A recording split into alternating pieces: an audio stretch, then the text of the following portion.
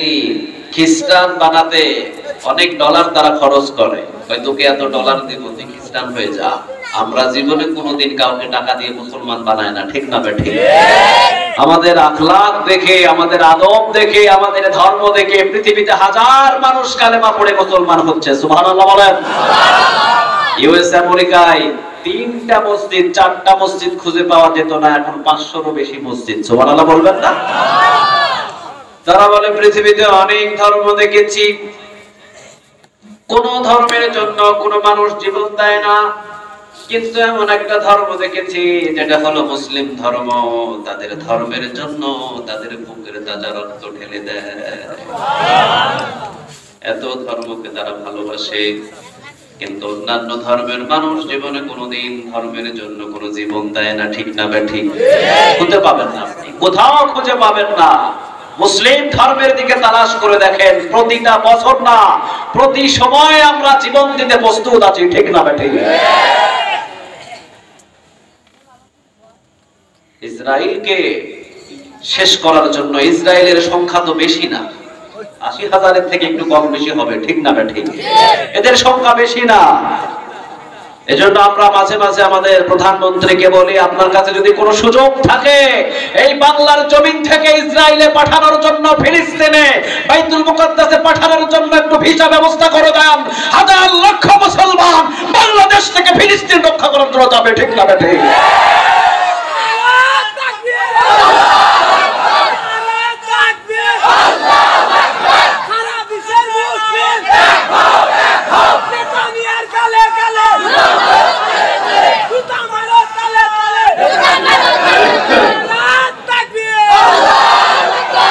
আল্লাহ তুমি কবুল করো।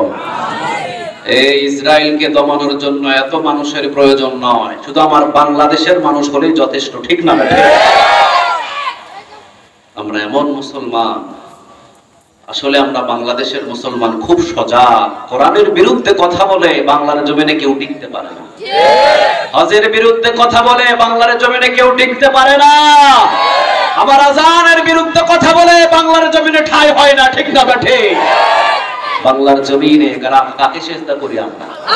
কথা কর না কেন? আমরা আল্লাহকে সেজদা করি, জীবন দিয়ে আমরা তাকে ভালোবাসি, ঠিক না বেঠিক? এই যে তসলিমা নাসরিন একটা নারী ছিল, আমার বাংলাদেশের মা বোনেরা পর্দা করে, ওর নাকি গরম লাগে। এরা কেমনে পর্দা করে? এদের গরম লাগে না?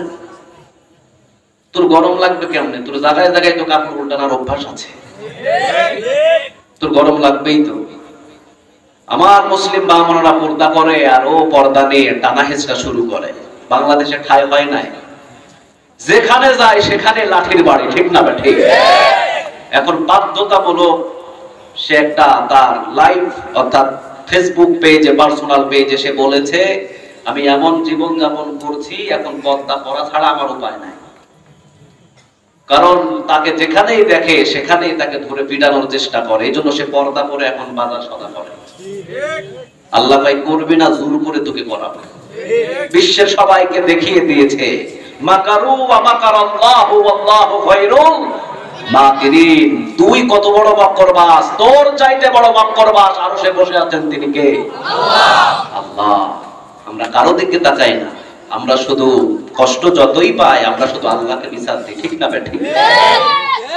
বছরের পর বছর আমরা কষ্ট করি, জীবন দিয়ে দিই, ছেলেকে হারিয়ে ফেলি, মেয়েকে হারিয়ে ফেলি, কারাগারের ভিতরে বন্দী হয়ে যায়। আমরা পৃথিবীর কারো কাছে এই মুসলিম বিচার দিতে চাই না, আমরা সবাই শুধু ওই উপরের দিকে তাকিয়ে বলি, আল্লাহ তোমার কাছে বিচার দিলাম, এই বিচারটা তুমি করে দিও। পৃথিবীতে আপনি তালাশ করে দেখেন, ফিলিস্তিনের দিকে তাকিয়ে দেখেন, নিজের ছেলে 6 বছরের শিশু বিদায় হয়ে গেল, নিজের স্বামী বিদায় হয়ে গেল, আবার অনেকের স্বামী আছে, স্ত্রী বিদায় হয়ে গেল, অনেকের কুলের ভিতরে মাসুম বাচ্চা দুধ কিনে খাওয়াবে, এইরকম পয়সাটাও নাই, কিন্তু বিশ্বের কারো কাছে বিচার দেয় নাই, একজনের কাছে বিচার দিয়েছেন, তিনি কে? কে আছেন আমাদের? আরো জোরে বলেন।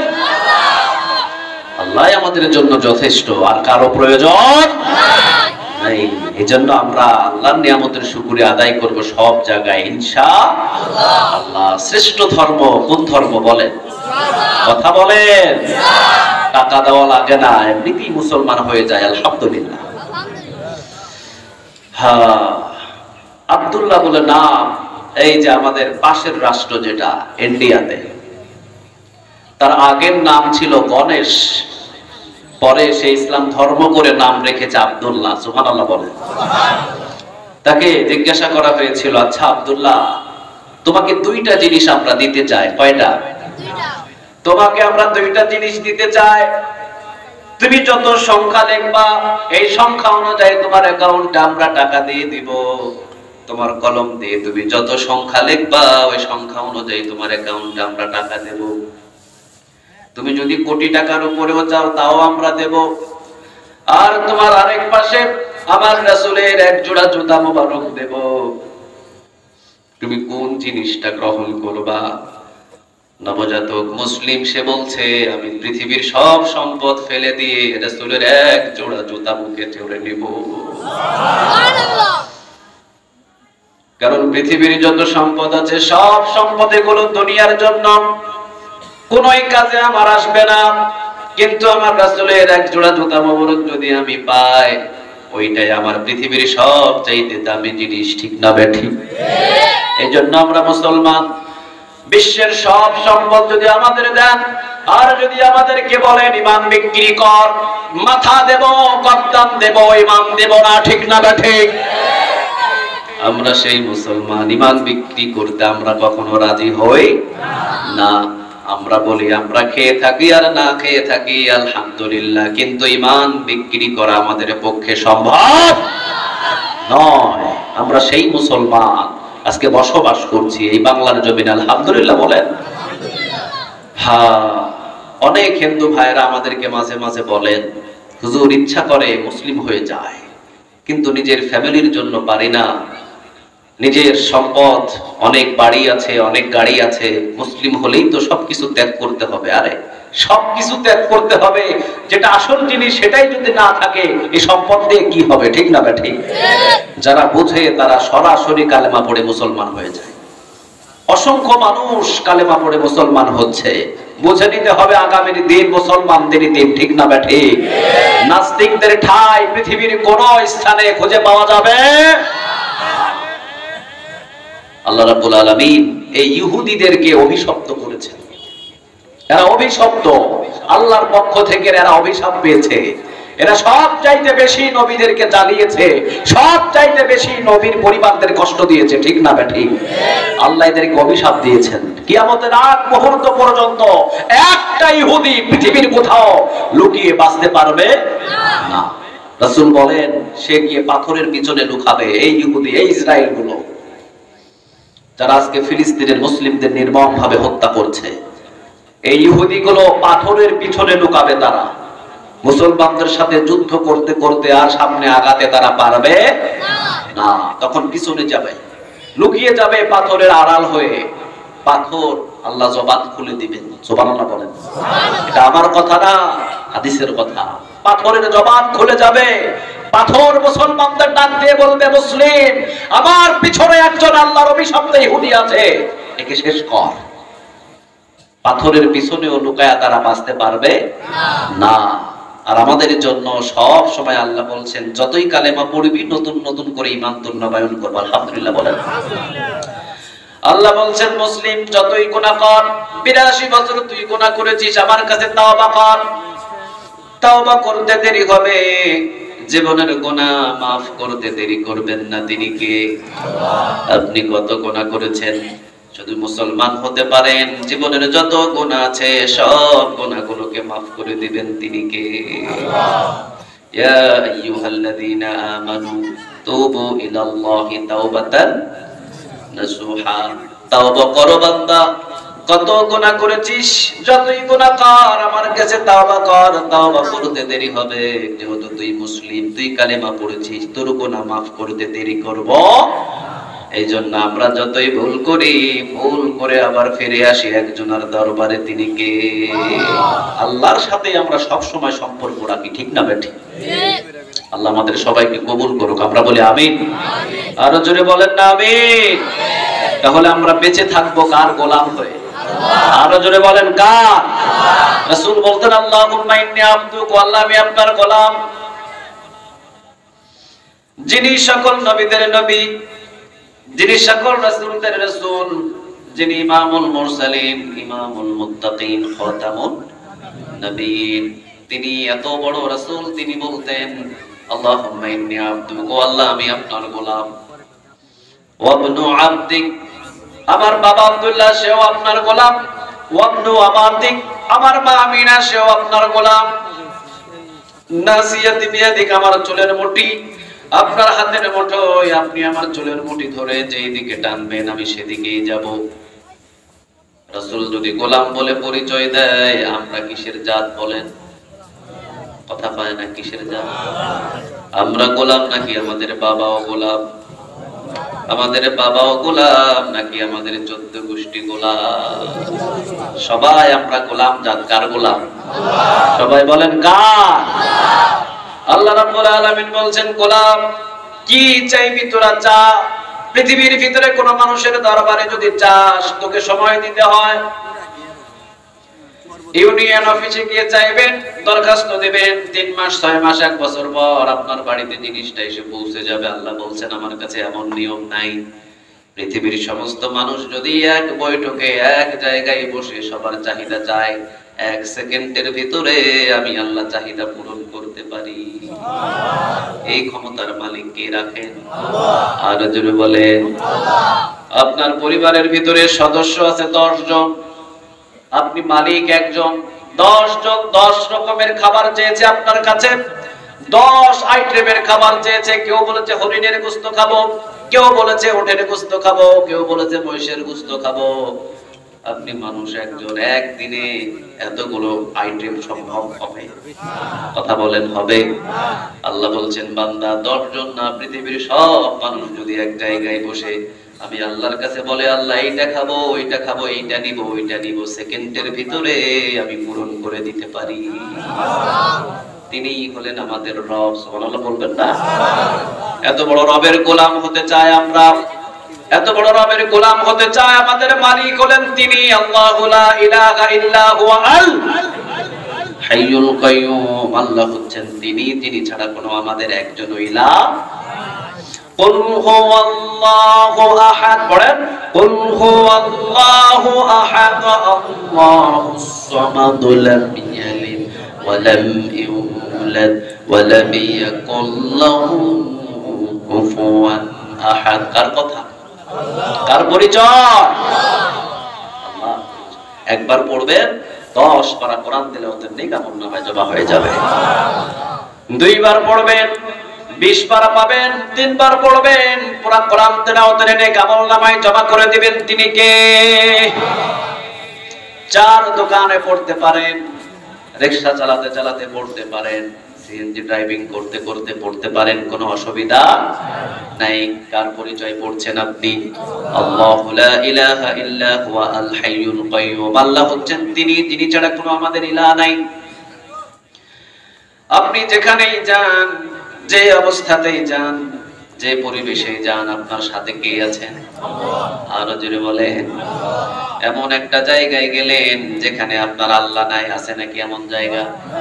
আমার হিন্দু ভাইদেরকে যদি জিজ্ঞাসা করেন আপনার দেবতাকে কোথায় পাওয়া যায়, সে বলবে আমার দেবতা শুধু মন্দিরে থাকে আর কোথাও নয়।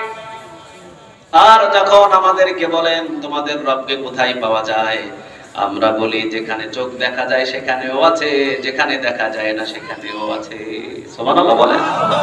পৃথিবীর যে কোনো প্রান্ত থেকে ডাক দেন, কে শুনেন? আরো জোরে বলেন। এই জন্য আল্লাহু লা ইলাহা ইল্লা হুয়া আল হাইয়ুল কাইয়ুম। আল্লাহ হচ্ছেন তিনি, যিনি ছাড়া কোনো ইলাহা নাই। তিনি হলেন আমাদের রব, তিনি হলেন আমাদের মালিক। নাস্তিকদের থিওরি হলো দেয়ার ইজ নো গড, আল্লাহ বলতে কোনো কিছু একেবারে ডাহা মিথ্যা কথা, ঠিক না ঠিক? এটার কোনো ভিত্তি নাই। ইমাম আবু হানিফা এটার যুক্তি দিয়েছেন সুন্দর করে। সুবহানাল্লাহ বলেন। একেবারে সুন্দর করে উনি যুক্তি দিয়েছেন। নাস্তিক কোরআন হাদিস ধরতে চায় না, আর এই নাস্তিকদের যুক্তি ছাড়া ঘায়েল করা যায় না, ঠিক না ঠিক? ইমাম আবু হানিফার সামনে এক নাস্তিকের বাহাস হলো। ইমাম আবু হানিফা না ইমাম আবু হানিফা উনি বলছেন আল্লাহ আছে, নাস্তিক বলছেন আল্লাহ নাই। নাই মানে ইমাম আবু হানিফা বলছেন আমি প্রমাণ করে দিব, নাস্তিক বলছেন তুমি প্রমাণ করলে আমি কালেমা পড়ে নেব। আর যদি আমি প্রমাণ করে দিই আল্লাহ বলতে নাই কিছুই, তুমি কি করবা? ইমাম আবু হানিফা বললেন আমি নাস্তিক হয়ে যাব। যাও, কখন বাহাস হবে? আগামীকাল সকাল 10টায় বিশাল একটা স্টেজ সাজানো হলো, সবাইকে দাওয়াত দিলেন। সব নাস্তিক গুলো এসে স্টেজে উপস্থিত, হাজার হাজার লক্ষ লক্ষ মানুষ উপস্থিত।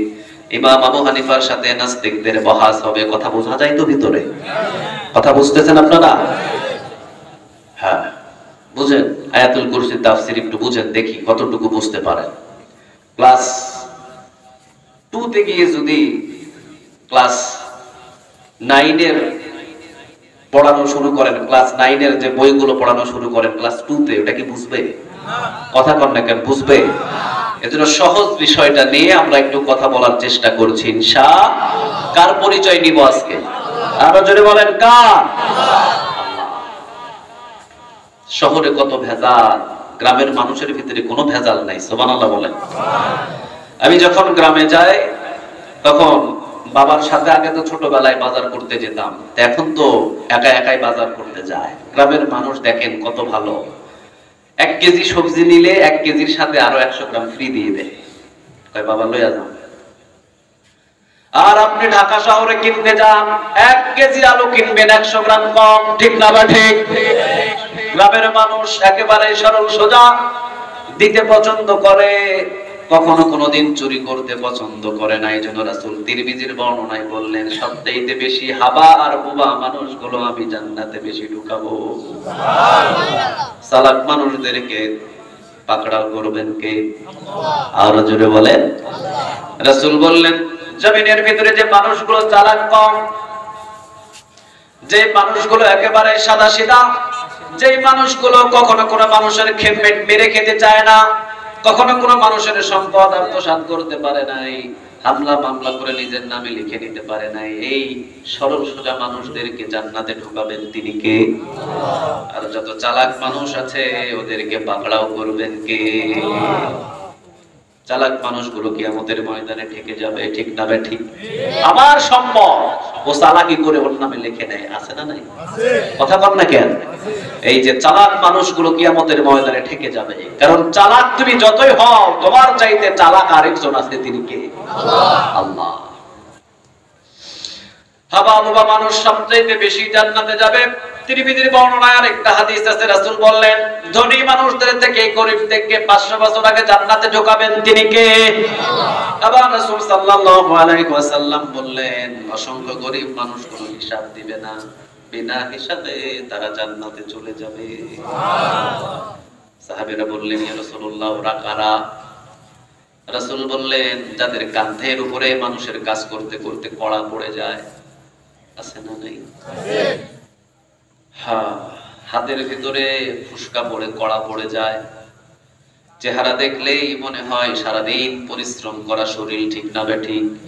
কিছু মানুষ আছে সমাজে দেখবেন সারা জীবন রিকশা চালায়, বুদ্ধি হওয়ার পর থেকে মৃত্যু পর্যন্ত রিকশা চালিয়ে চালিয়ে শুধু নিজের পরিবার পরিজনের জন্য কষ্ট করে গিয়েছে, কোনো ব্যাংক অ্যাকাউন্ট তার নামে ছিল না।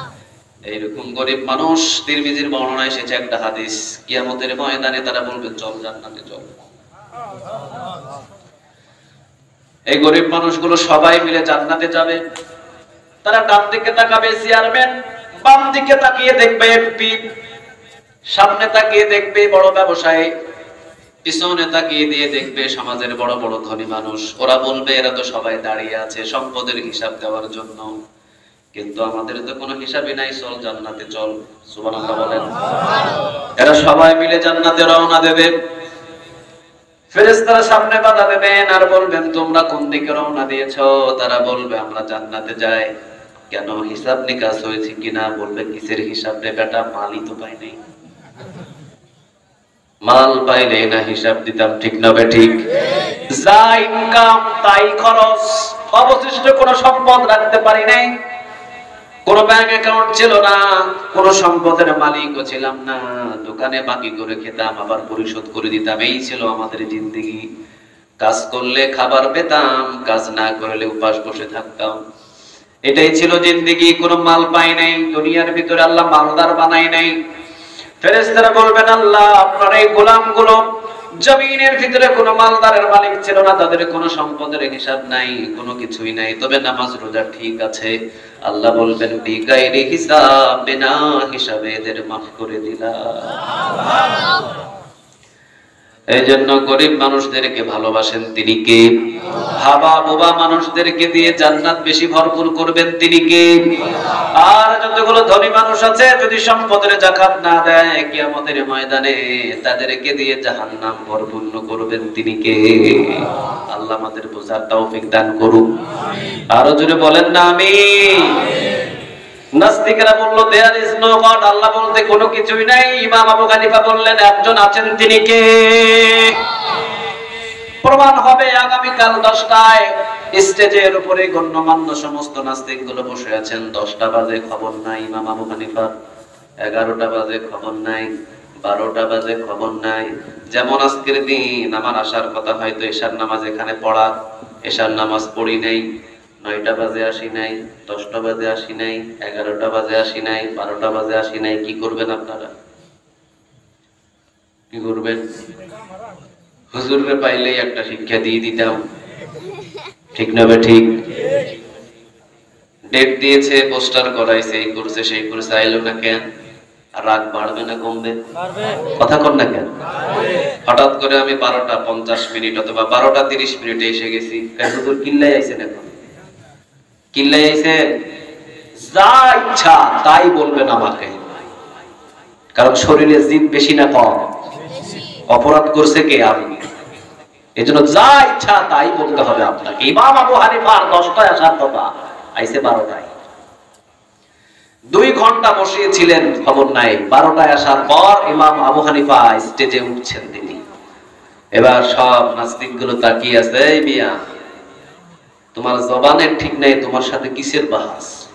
তুমি আইছো 10টায় কথা, আইতেছো 12টায়, কিসের কথা তোমার সাথে? ইমাম আবু হানিফা চুপ হয়ে আছেন, কারণ উনি জানেন আমার দোষ, আসতে দেরি হয়েছে, কথা আমাকে শুনতে হবে। সব বলার পর এবার বলছেন, যাও, কোনো বাহাস হবে না, চলে যাও। ইমাম আবু হানিফা বলছেন, আরে কি জন্য দেরি হয়েছে সেটা তো শুনবা, ঠিক না বে ঠিক? আমি যদি এখন যমুনা সেতুতে মাঝখানে জ্যামে আটকে থাকি, আমি কি পাখা লাগায় আসতে পারবো? কি জন্য দেরি হয়েছে আপনাদের শুনতে হবে না? এখন ইমাম আবু হানিফা বলছেন, আরে কি জন্য দেরি হয়েছে এটা তো আগে শুনবা, কি জন্য দেরি হয়েছে কও। ইমাম আবু হানিফা বললেন, এগুলো রাখেন, পাখা লাগে না আমার, আমি বয়ান করতে পাখা লাগে না, ঘাম ঝরুক, পাখা দিলে কাজ শুরু হবে আমার। জি, আপনার খেদমত আল্লাহ কবুল করুক। মহব্বতে পাখা নিয়ে চলে আসছেন বাড়ি থেকে।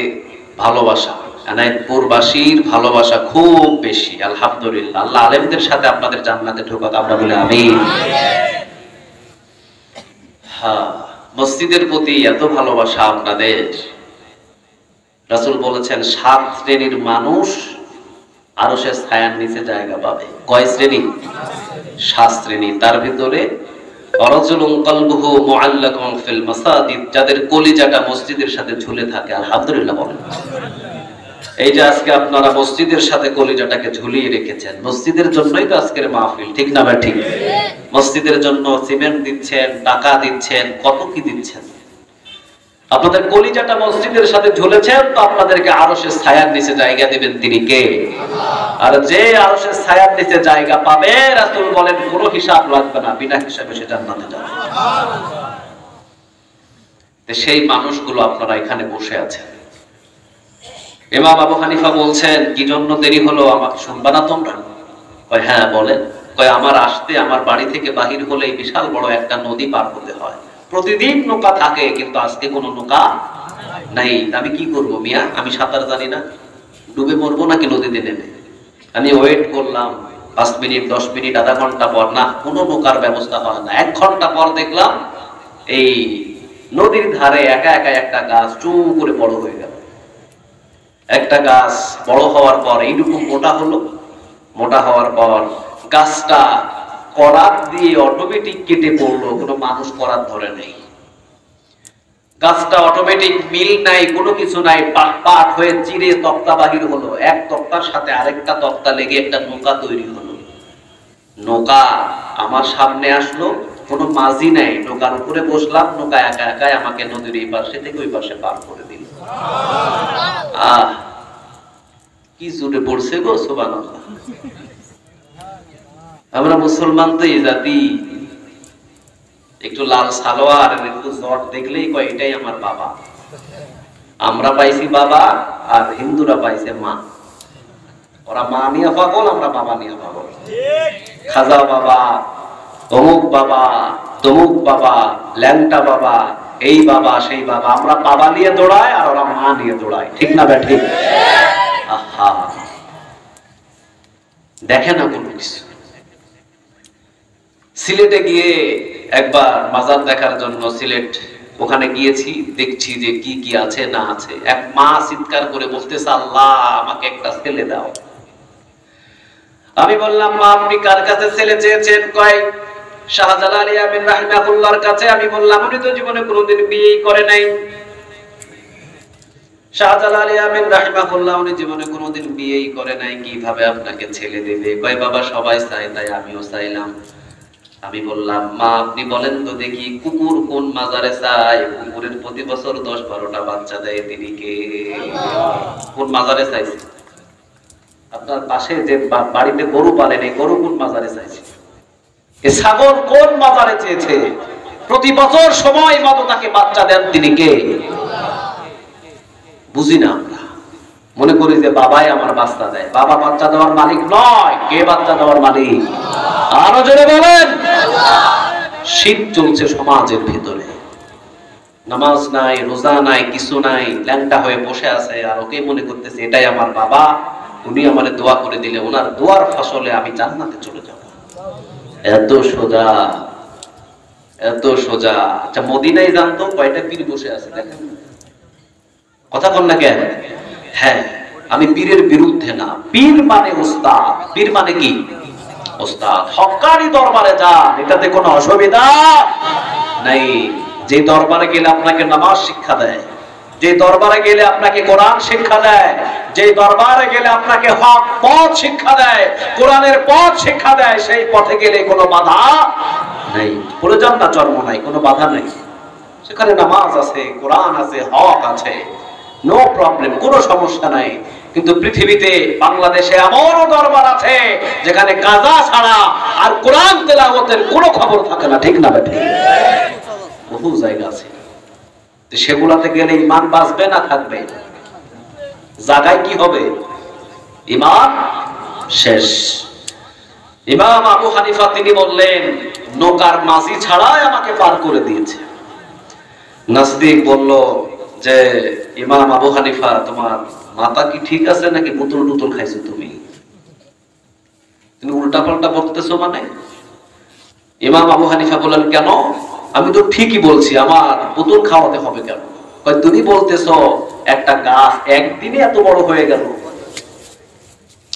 দ্বিতীয় নম্বর, তুমি বলতেছো কোরআন একা একাই গাছটাকে কেটে ফেললো, কোনো মানুষ নাই। তৃতীয় নম্বরে তুমি বলছো মিলে না নিয়ে গাছ চিরার প্রয়োজন নাই, একা একাই তক্তা বাহির হলো। চতুর্থ নম্বর, পঞ্চম নম্বরে তুমি বলছো যে মিস্ত্রি ছাড়াই একটা নৌকা বানিয়ে ফেললো। 2-3 মিস্ত্রি মিলে একটা নৌকা বানাতে পারে না, তুমি বললে একা একাই নৌকা হয়ে গেল। চতুর্থ নম্বর, পঞ্চম নম্বর, ষষ্ঠ নম্বর তিনি বললেন যে মাঝি ছাড়া নৌকা কেমনি পাশে থেকে ওই পাশে গেল। একটা নৌকা চালাতে কি লাগে? ড্রাইভার লাগে না? কথা কন না কেন? ইমাম আবু হানিফা বললেন, বাস, নাস্তিকদেরকে কোরআন দিয়ে বোঝানো লাগে না, নাস্তিকদেরকে কখনো হাদিস দিয়ে বোঝানো লাগে না। তোদের বোঝের কাছে আমি যুক্তি দিয়ে তোদেরকে বোঝাতে চাই। তাহলে যদি নৌকা একটা বানাতে মিস্ত্রির প্রয়োজন হয়, আসমান একা একা কেমনে হলো? নিশ্চয় আর মিস্ত্রি একজন আছেন, তিনি কে? তোকে এত সুন্দর নাম, এত সুন্দর কান, এত সুন্দর চুল, এত সুন্দর দেহ নিশ্চয় একা একা হয় নাই। তোর এত সুন্দর মাথা থেকে পা পর্যন্ত সুন্দর ভাবে সাজিয়ে যিনি দিয়েছেন, নিশ্চয় একজন মিস্ত্রি আছে, তিনি কে? এবার নাস্তিক চমকে গেছে, সর্বনাশ, কথা তো বাস্তব। একটা নৌকা বানাতে যদি মিস্ত্রি লাগে, তাহলে নিশ্চয়ই জমিন বানাতেও একজন কারিশমা মিস্ত্রি আছে, ঠিক না বা ঠিক? তিনি বললেন মাঝি ছাড়া যদি নৌকায় পার্শ্বে থেকে ওই পার্শ্বে না নিয়ে যাওয়া যায়, তাহলে প্রতিদিন সূর্য পূর্ব দিকে উঠে পশ্চিম দিকে যায়। নিশ্চয় এই সূর্য চালানোর জন্য একজন মাঝি আছেন, তিনি কে? প্রতিদিন যে আমরা খাবারগুলো খাই, প্রতিদিন আমরা আসমান থেকে প্রায় বৃষ্টি পাই, প্রতিদিন জমিন থেকে ফসল পাই, নিশ্চয় এগুলো চালানোর জন্য একজন আছে, কে তিনি? আরো জোরে বলেন, তিনি হলেন আল্লাহ। ইমাম আবু হানিফার কথায় নাস্তিকগুলো বললেন সর্বনাশ, কোনদিন এইভাবে যুক্তি দিয়ে বুঝি নাই। ঠিক আছে, যাও, আমাদের যুক্তিতে আমরা হেরে গেলাম, পড়ে নিলাম লা ইলাহা মুহাম্মাদুর রাসূল সাল্লাল্লাহু। তাহলে আল্লাহু লা ইলাহা ইল্লা হুয়া আল্লাহ ছাড়া আমাদের কোনো ইলাহ নাই, ঠিক না বে ঠিক? আমাদের ইলাহ কয়জন? আমাদের রব কয়জন? তিনি কে? আর জোরে বলেন কে? যতবার ডাকবেন ততবার তিনি সাড়া দেয়, সুবহানাল্লাহ বলেন। রাসূল বলেন প্রতিদিন যদি কেউ একবার বলে আল্লাহ, প্রতিদিন যদি কেউ একবার আল্লাহ বলে ডাক দেয়, ৭০ বারেরও বেশি তার ডাকের ভিতরে সাড়া দেন, তিনি কে? কতবার আমরা ডাকছি, যতবার ডাকছি ততবার তিনি সাড়া দেয়, আলহামদুলিল্লাহ বলেন। একজন মূর্তি পূজারী সে নিজ হাতে একটা মূর্তি বানিয়ে তার নাম রেখেছে সামা। কি রেখেছে বলেন? কি রাখছে? সামা। 12 বছর পর্যন্ত এই মূর্তির পূজারি করেছে, সামা সামা সামা বলে ডেকেছে। 12 বছর কোনো সাড়া শব্দ নেই। হঠাৎ করে একদিন শব্দ বাহির হয়েছে জবান থেকে, সামা। যখন এই জবান থেকে বাহির হয়েছে সামাদ, সামাদ শব্দ বাহির হওয়ার সাথে সাথেই ব্যাস এনাফ। সামাদ শব্দ যখন জবান থেকে বাহির হয়েছে, এইবার গায়েব থেকে আওয়াজ আসছে লাব্বাইক ইয়া আবদি। আবার যখন বলেছে সামাদ, তখন বাহির থেকে আওয়াজ এসেছে লাব্বাইক ইয়া আবদি। আবার যখন বলছে সামাদ, আবার শব্দ আসছে লাব্বাইক ইয়া আবদি। আবার যখন বলছে সামাদ, আর কোন আওয়াজ নাই। দ্বিতীয়বার যখন বলছে সামা, আর কোন আওয়াজ নাই। আবার যখন ডাক দিচ্ছে সামা, আর কোন আওয়াজ নাই। যখনই বলছে সামা, তখনই বলছে লাব্বাইক ইয়া আবদি। চিন্তিত হয়ে গেলেন, আমার মূর্তির নাম আমি ডাকছি 12 বছর, কোনো আওয়াজ নাই। ভুল করে যখন আমার জবান থেকে সামাদ শব্দ এলো, কোথায় থেকে কে যেন বলছে লাব্বাইক ইয়া আবদি। চলে গেলেন খ্রিস্টান ধর্মে, সেখানে সামাদ কোনো শব্দ পেলেন না। চলে গেলেন হিন্দু ধর্মে, সেখানেও নাই। বৌদ্ধ ধর্মে, সেখানেও নাই। সব ধর্মগুলো তালাশ করার পর চলে আসলেন মুসলিম ধর্মে। মসজিদের ইমামের কাছে এসে জিজ্ঞাসা করেছেন, হুজুর বলেন তো দেখি, সামাদ শব্দটা আপনাদের কোন ধর্মে কারো নাম আছে নাকি? হুজুর এবার তেলাওয়াত করা শুরু করে দিয়েছেন, কুল হুয়াল্লাহু আহাদ আল্লাহুস সামাদ লাম ইয়ালিদ ওয়ালাম ইউলাদ ওয়ালাম ইয়াকুল লাহু কুফুয়ান আহাদ। কার পরিচয়? আর জোরে বলেন কার? আল্লাহর পরিচয়। তিনি বলছেন সামাদ আমাদের কোন ব্যক্তির নাম নয়। আমরা যাকে রুকু করি, আমরা যাকে সিজদা করি, তার নামই হলো সামাদ। তিনি হলেন আমাদের আল্লাহ, ঠিক না ঠিক? তিনি হলেন আমাদের রব, তিনি হলেন আমাদের আল্লাহ। সে আল্লাহকে আমরা সামাদ বলে ডাকি। তিনি কেঁদে দিলেন। ইমাম সাহেব বলছেন, আপনি কাঁদেন কেন? তিনি বলছেন, 12 বছর পর্যন্ত আমি আমার মূর্তিকে সামা সামা বলে ডেকেছি, কোনো আওয়াজ নেই। কিন্তু একবার ভুল করে যখন বলেছি সামাদ, সাথে সাথে আমাকে স্মরণ করে বলছে লাব্বাইক ইয়া আবদি। কি জন্য ডাকলি গোলাম, তুই আমাকে বল। সুবহানাল্লাহ। বাড়ি থেকে বলে যতবার ডাকবেন ততবার আপনারটাকে সাড়া দেবেন, তিনি কে? আরো জোরে বলেন। যেখানে বিপদে পড়েন, যে স্থানে বিপদে পড়েন, আল্লাহ ছাড়া আমাদের বাঁচানোর কেউ উপায় নাই। এই জন্য আল্লাহ রাব্বুল আলামিন নিজের পরিচয় দিচ্ছেন আয়াতুল কুরসিতে, আল্লাহু লা ইলাহা ইল্লা হুয়াল হাইয়ুল কাইয়্যুম। আল্লাহ হচ্ছেন তিনি, যিনি ছাড়া কোনো ইলাহ নাই, কোনো উপাস্য নাই। তিনি চিরঞ্জীব, তিনি চিরস্থায়ী। সুবহানাল্লাহ বলেন। কে আছেন চিরস্থায়ী? কেউ থাকতে পারবে? কথা বলেন, কেউ থাকতে পারবে? কুল্লু নাফসিন যায়িকাতুল মাউত, সবার কাছে মৃত্যুর ফেরেশতা পাঠাবেন তিনি কে? আল্লাহ। যিনি মৃত্যুর ফেরেশতা তাকেও মৃত্যু দিবেন তিনি কে? আল্লাহ। পৃথিবীতে যত নবী যত রাসূল এসেছেন সব নবী এবং রাসূলদেরকে মৃত্যু দেবেন তিনি কে? আল্লাহ। যারা এসেছেন দুনিয়ায় সবাই দুনিয়া থেকে বিদায় হবে। পৃথিবীতে সারা জীবন কেউ থাকতে পারবে? থাকবেন চিরস্থায়ী কে বলেন? আল্লাহ। আর জোরে বলেন কে? আল্লাহ। নমরুদ নিজেকে খোদা বলে দাবি করেছে। কি বলেছে? আনা রব্বুকুমুল আ'লা, আমি রব, আমি সব। ঠিক না ঠিক? ইব্রাহিম বললেন তুই রব না, তুই কিছুই না, তুই হলো রবের গোলাম। ইব্রাহিম আলাইহিস সালামের কাছে গোপনীয়ভাবে একটা ঘরের ভিতরে বসলেন নমরুদ। ইব্রাহিম, তুই জীবনে যা চাইবি তাই দেব। বাড়ি চাইলে বাড়ি দেব, গাড়ি চাইলে গাড়ি দেব, সম্পদ চাইলে সম্পদ দেব, কোনো অসুবিধা নাই। তবে তুই আমাকে রব হিসাবে মানবি, তারপরে সব কিছু আমি তোকে দেব। ইব্রাহিম আলাইহিস সালাম তাওহীদের লোক ছিলেন, তিনি একাকী কোরআনের দাওয়াত, একাকী তিনি ইসলামের দাওয়াত দিয়েছেন। ইব্রাহিম আলাইহিস সালাম বললেন তোমাকে রব হিসাবে মানতে আমার ইচ্ছা করে, তবে বলেন তো দেখি আপনি কি সারা জীবন থাকবেন নাকি মারা যাবেন? নমরুদ এবার কয় ইব্রাহিম তুই আমার সিফার ভিতরে ফালাইলি, আমি কি বলবো এখন? আমি যদি বলি আমি মারা যাব, কোন বিপদে যে আমারে ফালাবি তুই জানোস। আর যদি আমি বলি আমি সারা জীবন জীবিত থাকবো, এটা হবে ডাহা মিথ্যা কথা। ঠিক না ঠিক? নমরুদ বললেন যা ইব্রাহিম আমি মারা যাব। ইব্রাহিম আলাইহিস সালাম বললেন তুমি যখন মারা যাবে তখন আমি খোদা পাবো কই? তোমাকে যে আমি খোদা মানবো ভালো কথা, কিন্তু তুই যখন মারা যাবে তখন আমি খোদা পাবো কই? তাহলে বোঝা যায় যিনি রব হবেন তার মৃত্যু কখনো হবে না। এইজন্য আল্লাহ রাব্বুল আলামিন বলছেন আল্লাহু লা ইলাহা ইল্লা হুয়া আল হাইয়ুল কাইয়্যুম। আল্লাহ হচ্ছেন তিনি যিনি ছাড়া কোনো ইলাহ নাই, কোনো উপাস্য নাই। তিনি চিরঞ্জীব, তিনি চিরস্থায়ী। সবার মৃত্যু আছে, মৃত্যু নাই কার? আর জোরে বলেন। এখানে যারা বসে আছি সবার মৃত্যু হবে কি হবে না? আরো জোরে বলেন হবে কি হবে না? তবে মৃত্যু নাই কার? আরো জোরে বলেন কার? দ্বিতীয় নাম্বার স্টেপ, লা তাখুযুহু সিনাতু ওয়ালা, সবার ঘুম আছে, ঘুম নাই কার? কে ঘুমান না? সুবহানাল্লাহ বলেন। লা তাখুযুহু সিনাতু ওয়ালা নাওম, আমাদের সবার ঘুম আছে, সবার তন্দ্রামি আছে, ঘুম নাই তন্দ্রামি নাই একজনের, তিনি কে? আলহামদুলিল্লাহ বলেন। সবাই ঘুমায়, আমাদের সবার তন্দ্রামি আছে, সবার ঘুম আছে, কিন্তু ঘুম নাই কার? আল্লাহর কোনো ঘুম নাই। মুসা আলাইহিস সালাম একদিন আল্লাহ সুবহানাহু ওয়া তাআলাকে বললেন যে আপনি নাকি ঘুমান না। আল্লাহ বললেন হ্যাঁ আমি তো ঘুমাই না। কেন তোমার বিশ্বাস হয় না? মুসা আলাইহিস সালাম বললেন হ্যাঁ হয়, তবে আপনি না ঘুমায়া থাকেন কেমনে?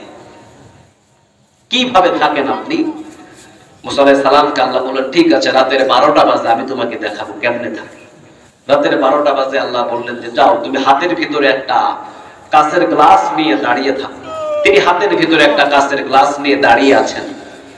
রাতের বাজে 12টা, বাজে 1টা, বাজে 2টা, বাজে 3টা। একটা মানুষ 3 ঘন্টা দাঁড়িয়ে থাকলে তার ঘুম আসে না নাই বলেন? তিনি ঘুমিয়ে গেলেন। ঘুমালে মানুষ জীবিত নাকি মৃত? মৃত। হাতের ভিতরে গ্লাস পড়ে গেল জমিনে, ঠাস করে ভেঙে মুসা আলাইহিস সালামের ঘুম ভাঙলেন, সিজদায় পড়ে গেলেন, কাঁদলেন তিনি।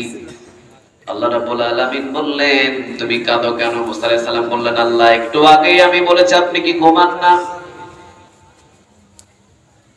আপনি যদি ঘুমিয়ে যেতেন তাহলে কিভাবে আসমান থাকতো, জমিন থাকতো? আমি তো সাধারণ একটা গ্লাস হাতের ভিতরে ঘুমের জন্য ধরে রাখতে পারি নাই। আপনি যদি ঘুমিয়ে যেতেন সব আসমান ভেঙে ভেঙে জমিনে পড়তো। এই জন্যই আপনি ঘুমান না। মুফাসসিরে কেরাম বললেন দুই জন্য আল্লাহ ঘুমায় না। কয় কারণে বলেন? আরো জোরে বলেন। দুই কারণে আল্লাহ ঘুমায় না। নাম্বার 1, আল্লাহ যদি ঘুমিয়ে যায় আসমানের জায়গায় আসমান থাকবে না, জমিনের জায়গায় জমিন থাকবে না, সূর্যের জায়গায় সূর্য থাকবে না, চন্দ্রের জায়গায় চন্দ্র থাকবে না। আর দ্বিতীয় নম্বর আল্লাহ ঘুমায় না কারণ আল্লাহর দয়া মায়া বেশি না কম?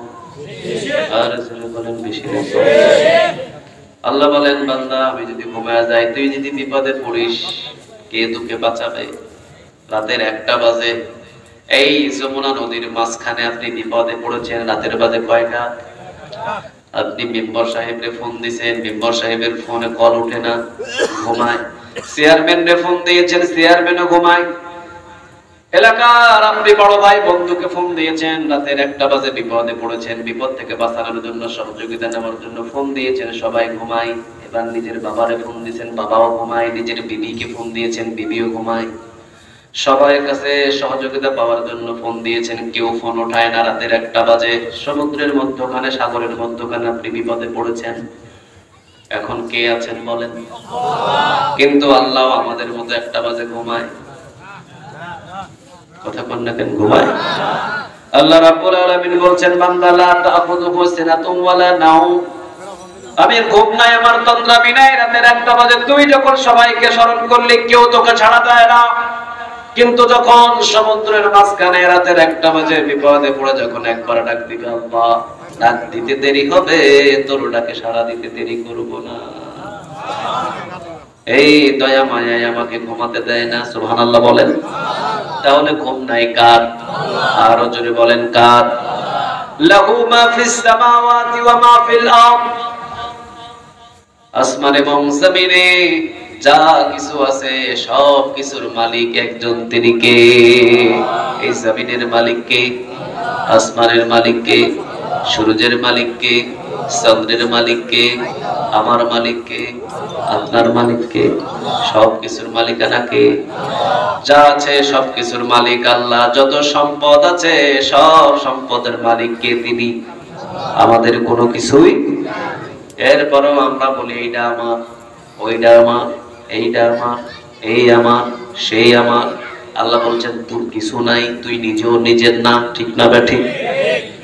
তোর ভিতর থেকে যে রূহটা আছে ওটাকে যদি আমি বাহির করে ফেলি, 2 ঘন্টা 3 ঘন্টার ভিতরে কবর খনন হবে। একটু পরে মাইকে আওয়াজ করা হবে, মরহুম অমুক আর দুনিয়াতে নাই। সবাই আসবে, তোর দেহ দেখবে, কবর খনন শেষ, মাটিতে নামিয়ে তোকে চাপা দিয়ে দেবে। তাহলে বোঝা যায় আমি নিজের হুকুম মতো থাকতে পারি না, আমি নিজেও একজনের হুকুম মতো দুনিয়াতে আছে। তিনি কে? তাহলে গোলামি করতে হবে কার বলেন? আরো জোরে বলেন কার? আফাগায়রা দীনিল্লাহি ইয়াবগুনা ওয়া লাহু আসলামা মা ফিস সামাওয়াতি ওয়াল আরদি তাওআন ওয়া কারহা ওয়া ইলাইহি ইউরজাউন। বলেন কথাটা কার? আসমান এবং জমিনে যা কিছু আছে সব কিছু হুকুম পৃথিবীর কারো মানে না, সব কিছু হুকুম মানে কার?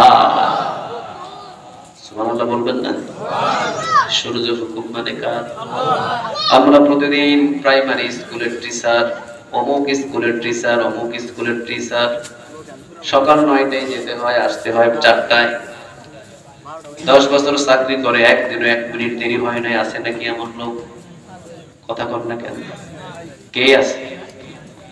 10 মিনিট 10 বছর চাকরি করেছে, 9টায় যায় 4টায় আসে, 1 মিনিট দেরিও করে না, আসতেও আগে আসে না। কে আছে খুঁজে পাবেন একটাও? পুরা বাংলাদেশে পাওয়া যাবে? সূর্য প্রতিদিন পূর্ব দিকে ওঠে, পশ্চিম দিকে ডুবে যায়। আধা ঘন্টা দেরি হয়েছে একদিন? হয়েছে এমন? কোনদিন 10 মিনিট দেরি করেছে সূর্য? 1 মিনিট? কারণ সূর্য হুকুম মানে কার? আরো জোরে বলেন কার? আল্লাহ রাব্বুল আলামিন বলেন মাওয়াজাল বাহরাইনি ইয়ালতাকিয়ানি বাইনাহুমা বারাযাকুন লা ইয়াবগিয়ান ফাবিআইয়ি আলাই রাব্বিকুমা তুকাযযিবান। কথাটা কার? একদিকে লবণাক্ত পানি, আর একদিকে মিঠা পানি, মাঝখানে কোনো ওয়াল নাই, কোনো পার্টিশন নাই, কোনো দেয়াল নাই। লবণাক্ত পানি মিঠা পানির ভিতরে ঢোকে না, মিঠা পানি লবণাক্ত পানির ভিতরে ঢোকে না। কোনো ওয়াল নাই, কোনো পার্টিশন নাই। হুকুম মানছে কার? আমাদের প্রতিটা শরীরের অঙ্গ কার হুকুম মানছে বলেন? আরো জোরে বলেন। এই হাত কার হুকুম মানে? এই চোখ কার হুকুম মানে? এই নাক কার হুকুম মানে? এই মাথার চুল কার হুকুম মানে? যেই দিন আমরা জন্ম নিয়েছিলাম সেই দিন মাথায় চুল ছিল কি ছিল না? আরো জোরে বলেন। চোখের ভুরু, চোখের পাপড়ি, এই তিনটা জিনিসই ছিল আমাদের। কয়টা ছিল? তিনটা। এক হলো মাথার চুল, আরেকটা হলো চোখের ভুরু, আরেকটা কি? চোখের পাপড়ি। এই তিনটা জিনিস নিয়ে আমরা দুনিয়াতে এসেছিলাম। মাথার চুল কাটার জন্য কে কতবার সেলুন দোকানে গেছেন? কোনো হিসাব আছে? কথা বলেন, আছে কারো হিসাব? আচ্ছা, চোখের ভুরু কাটার জন্য কয়দিন গিয়েছেন? চোখের পাপড়ি কাটার জন্য কয়দিন গিয়েছেন? তাহলে মাথার চুল কাটতে গেলেন সেলুনে শতবার, চোখের ভুরু চোখের পাপড়ি কাটার জন্য একদিনও যান নাই। তিনটার বয়সও এক। আল্লাহ বললেন মাথার চুল বড় হবি, চোখের ভুরু চোখের পাপড়ি বড় হতে পারবে না। এই তিনটা জিনিসের ভিতরে হুকুম চলছে কার? আরো জোরে বলেন কার? আল্লাহ বলছেন জমিন আমার, আর আইন মানাস তুই নিজের বুদ্ধি দিয়া। কিয়ামতের দিন ধরবেন তিনি কে? আসলে জমিনের মালিকানা কে? তাবারাকাল্লাযী বিয়াদিহিল মুলকু ওয়া হুয়া আলা কুল্লি শাইইন কাদির। কথাটা কার?